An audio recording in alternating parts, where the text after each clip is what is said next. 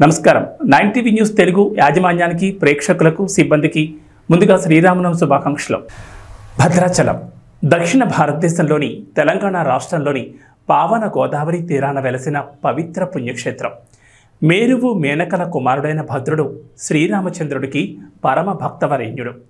అతని తపస్సుకు మెచ్చి శ్రీరాముడు అతనికిచ్చిన వరం ప్రకారం సీత లక్ష్మణ ఆంజనేయ స్వామి సమేతంగా ఇక్కడ వెలిసారని స్థల పురాణం చెప్తోంది.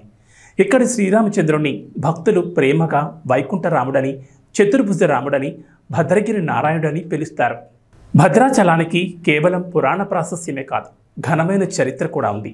భద్రాచలం సమీపంలోని బద్రిరెడ్డిపాలెం గ్రామానికి చెందిన పోకల దమ్మక్క అనే ఆమె భక్తి శ్రద్ధలతో శ్రీరాముని కొలుస్తూ ఉండేది. ఆ మహాభక్తురాలి భక్తికి మెచ్చి ఒకరోజు శ్రీరాముడు ఆమెకు కలలో కనిపించాడట.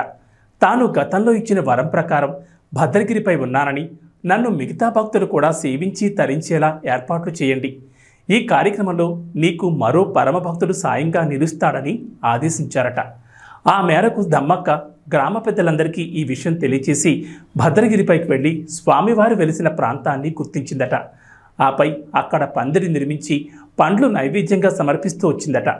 ప్రతి సంవత్సరం సీతారాముల కళ్యాణం కూడా నిర్వహించేవారని స్థల పురాణం చెబుతోంది. రామదాసుగా ప్రసిద్ధుడైన కంచర్ల గోపన్న భద్రాచలంలో శ్రీరాముడికి ఇప్పుడున్న బ్రహ్మాండపై ఆలయాన్ని నిర్మించాడు. గోపన్నది ఖమ్మం జిల్లాలోని నేలకొండపల్లి గ్రామం. అప్పటి గోల్కొండ ప్రభు తానీషా కొలువులో మంత్రులుగా పనిచేస్తున్న అక్కన్న మాదనలకు ఈ గోపన్న మేనల్లుడు. మేనమామల సహకారంతో గోపన్న పాల్వంచ తాలూకా తహసీల్దార్గా పదవీ బాధ్యతలు చేపట్టాడు.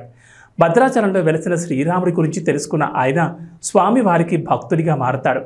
ఆపై కబీర్దాస్ శిష్యుడైన శ్రీరామదాస్గా మారిపోతాడు. భద్రాచల రాముడికో మంచి ఆలయం లేకపోవడాన్ని చూసి ఎంతో బాధపడతాడు. తాను ప్రజల నుంచి పన్నుగా వసూలు చేసిన సర్కార్ డబ్బు 6 లక్షల మోహారలితో తన దైవం భద్రాచలం శ్రీరామచంద్రుడికి ఇప్పుడున్న ఆలయాన్ని కట్టించాడు.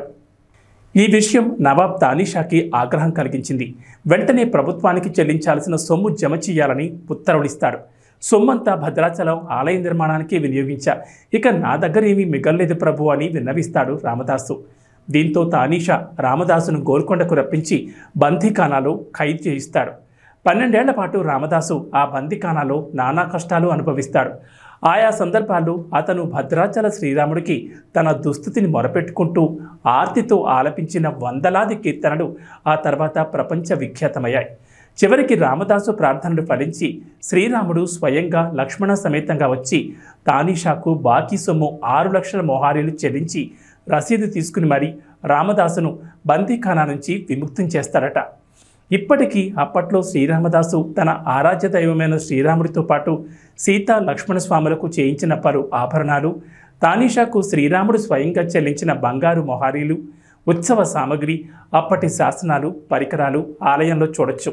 సుమారు 35 కిలోమీటర్ల దూరంలో ఉండే పర్ణశాలలు, రామాయణ కాలంలో శ్రీరాముడు సీత లక్ష్మణుడు ఉన్న పర్ణశాల రామాయణ గాథకు సంబంధించిన కొన్ని ఘట్టాలుగా ఇక్కడ జరిగాయంటూ పురాణ జనశ్రుతి నిదర్శనాలుగా చెప్పుకునే ఆధారాలు చూడొచ్చు.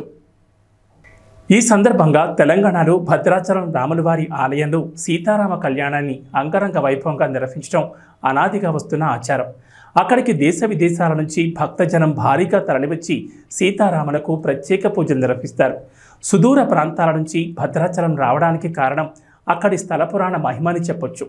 వాల్మీకి రామాయణంలో బీజప్రాయంగా భద్రాచల స్థల పురాణాన్ని వేదవ్యాస మహర్షి బ్రహ్మపురాణంలో వివరించారు. ఆ స్థల పురాణ కథను అర్చకులు క్లుప్తంగా తెలిపారు. వనవాసానికి వచ్చిన సీతారాములకు లక్ష్మణుడు అటవీ ప్రాంతంలో దొరికిన వెదురు కర్రలతో అందమైన కుటీరాన్ని నిర్మించాడు. ఆ కుటీరమై పర్ణశాలగా ప్రాచుర్యం పొందింది. కొద్ది రోజుల పాటు ఆ పర్ణశాలలో సీతారాములు సంతోషంగా నివసించారు. ఈ నెల 17, 18 తేదీల్లో భద్రాచలంలో జరిగే శ్రీ సీతారామచంద్ర స్వామి వారి కళ్యాణ మహోత్సవం, పట్టాభిషేకం వేడుకలు తిలకించడానికి వివిధ రాష్ట్రాల నుంచే కాకుండా సుదూర ప్రాంతాల నుంచి భక్తులు అధిక సంఖ్యలో వచ్చే అవకాశం ఉన్నందున అధికారులు అన్ని ఏర్పాట్లు చేశారు. భక్తుల కోసం చలువ పందిళ్లు, త్రాగునీరు, ప్రత్యేక వసతితో పాటు కళ్యాణ మండపం వద్ద సెక్టార్ల ఏర్పాట్లు సోమవారం సాయంత్రం వరకు పూర్తి కావాలని విధులకు కేటాయించిన సిబ్బంది 16వ తేదీ ఉదయం 8 గంటల వరకు వారి వారి ప్రదేశాల్లో సిద్ధంగా ఉండాలని భద్రాద్రి కొత్తగూడెం జిల్లా కలెక్టర్ డాక్టర్ ప్రియాంక అలా సంబంధిత అధికారులకు ఆదేశించారు. శనివారం భద్రాచలంలోని శ్రీ సీతారాముల కళ్యాణ మహోత్సవానికి సంబంధించి ఆలయం వద్ద జరుగుతున్న ఏర్పాట్లను జిల్లా అధికారులతో కలిసి ఆమె పర్యవేక్షించారు. ఇది ఇవాల్టి శ్రీరామనవమి స్పెషల్ స్టోరీ. మరో అంశంతో మళ్ళీ కలుద్దాం. నమస్తే.